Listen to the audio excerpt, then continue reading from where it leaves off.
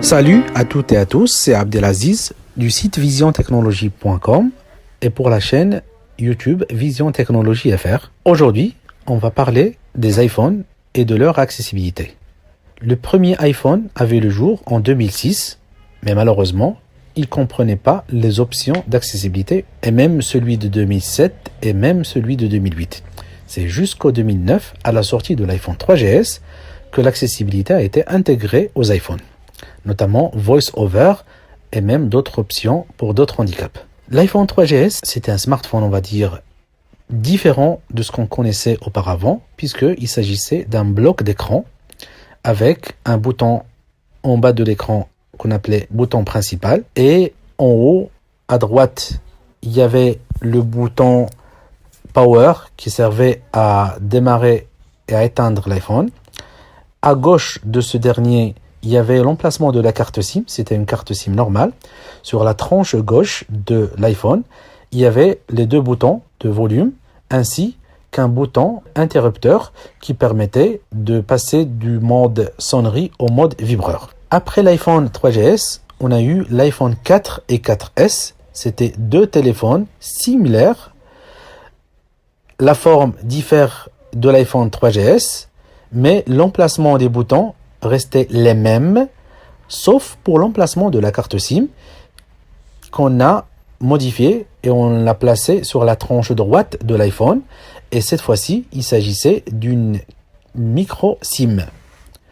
Ensuite, on a eu l'iPhone 5, 5S, 5C, SE. Tous ces iPhones étaient similaires dans leur forme, d'une part.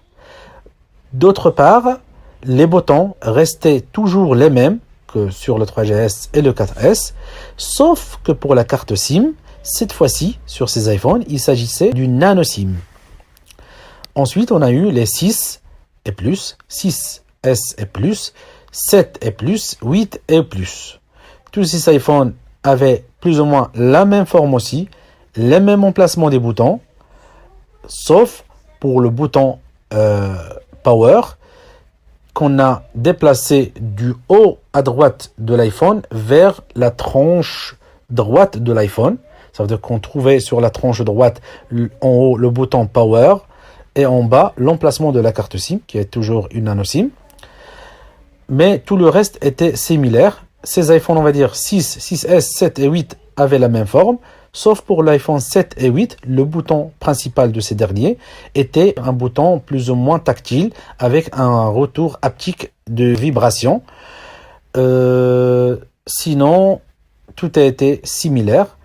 Et ensuite, on a eu l'iPhone 10, 10S et 10S Max.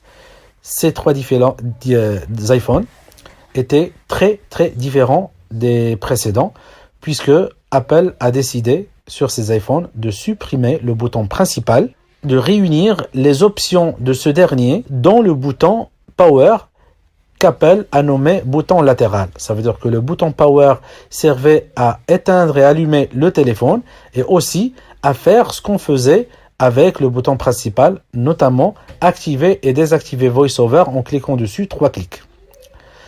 Aussi, il y a eu des changements concernant l'ajout de quelques gestes pour remplacer le bouton principal, chose qu'on va expliquer ultérieurement dans des podcasts spéciaux.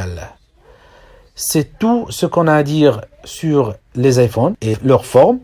L'accessibilité s'est améliorée depuis l'iPhone 3GS jusqu'à l'iPhone 10S Max. Apple a continué à combler les points négatifs, à améliorer son lecteur d'écran. Je pense que maintenant, on a un lecteur d'écran abouti et bien fait. C'est tout ce que j'ai à vous dire concernant les iPhones. Je vous dis à bientôt.